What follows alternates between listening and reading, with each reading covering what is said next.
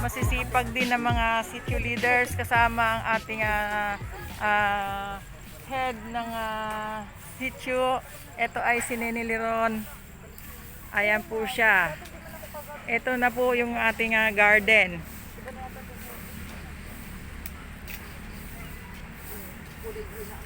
Gandang umaga muli. Dito po tayo sa isang bahagi ng ating nililinis na lugar tuwing Sabado. At ito ay sa pamamagitan, sa pamumuno ng ating barangay kapitan, Juninyon, ang ating mahal na kapitan na lagi nakaantabay sa atin, lagi nakaalala sa atin, lagi nakaalalay sa atin para sa kalinisan ng ating kapaligiran, sa kaayusan at kagandahan ng ating barangay. Ito po, tayo dito po tayo nagtatanim. Dala ka.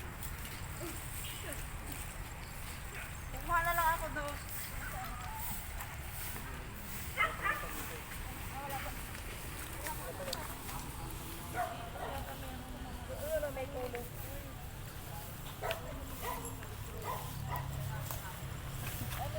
Iba din na